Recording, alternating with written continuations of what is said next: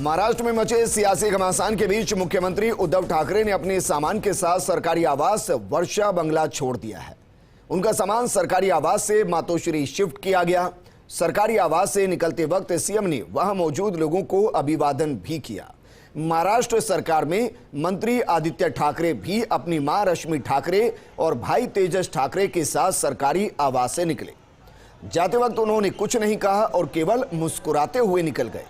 वहीं इससे पहले उद्धव ठाकरे ने शिंदे को प्रपोजल दिया था कि वो सामने आकर बात करे और शिवसेना विधायक बोले तो सीएम क्या, पार्टी प्रमुख का पद भी छोड़ने को तैयार हो। इसके बाद पवार ने भी उद्धव को सलाह दी कि संकट टालने के लिए शिंदे को ही मुख्यमंत्री बना दो, लेकिन शिंदे के तीव्र आक्रामक ही रहे।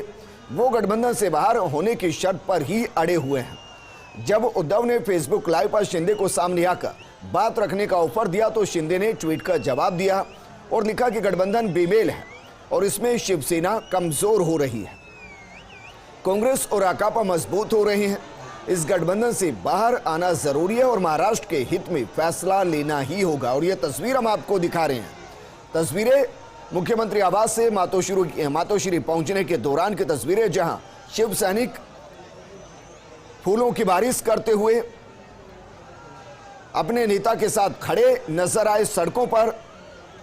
और भावुक संदेश के बाद एक भावुक फैसला, मुख्यमंत्री आवास को छोड़ मातोश्री जाते हुए ठाकरे परिवार, जिसमें आदित्य ठाकरे हैं, उद्धव ठाकरे हैं, आदित्य ठाकरे की मां रश्मि ठाकरे हैं और भाई तेजस ठाकरे, ये सभी सरकारी आवास मुख्यमंत्री आवास से मातोश्री शिफ्ट हो गए।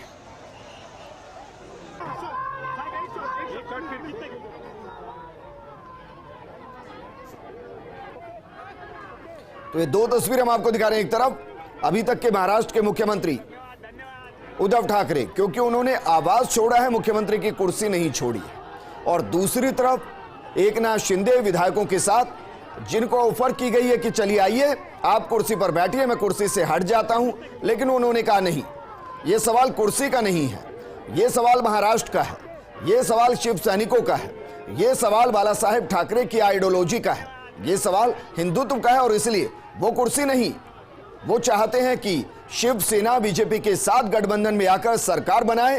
राकापा और कांग्रेस ये बेमेल का गठबंधन है और इसकी वजह से शिव सैनिक नाराज और शिवसेना को जमीन पर नुकसान हो रहा है।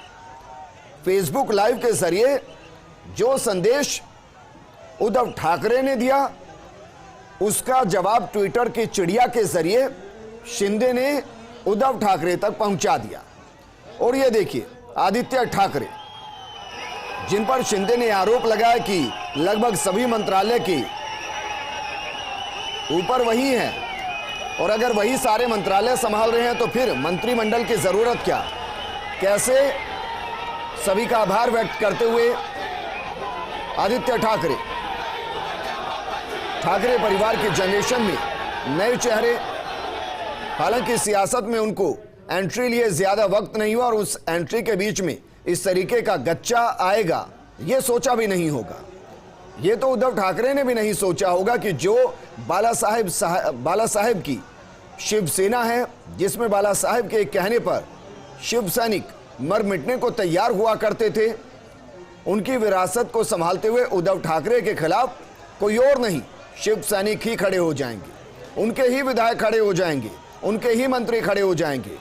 और अपने ही शिवसेना के बीच में उद्धव ठाकरे खुद को अकेला पाएंगे। अकेला शब्द इसलिए क्योंकि ज्यादा शिव सैनिक विधायक इस वक्त शिंदे के साथ हैं और अपनी पार्टी में भी उद्धव ठाकरे अल्पमत में है। सरकार तो छोड़िए, वो अपनी पार्टी के विधायकों के बीच में भी अल्पमत में है। और यही वजह कि जब वो फेसबुक लाइव कर रहे थे, उन्होंने कहा कि अगर विधायक कहेंगे, शिवसैनिक कहेंगे तो कुर्सी छोड़ दूंगा, शिवसैनिक कहेंगे, विधायक कहेंगे पार्टी अध्यक्ष का पद छोड़ दूंगा। लेकिन शिंदे ने इनकार कर दिया। शिंदे ने कहा कि बात कुर्सी की नहीं है, बात सरकार की नहीं है, बात है बाला साहेब की विचारधारा की, बात है हिंदुत्व के मुद्दे की, उसके साथ कोई समझौता नहीं। और इसलिए बीजेपी से अगर उद्धव ठाकरे समझौता करते हैं, गठबंधन बनाते हैं, तो फिर जो बंधन शिंदे और उद्धव ठाकरे के बीच हुआ करता था वो फिर से शुरू होगा। वरना दोनों के अलग अलग रास्ते, फिर शिंदे का रास्ता उस राह पर जाएगा जहां बीजेपी के लिए उस कुर्सी के द्वार खोलेंगे जिस पर वर्तमान स्थिति में उद्धव ठाकरे विराजमान है।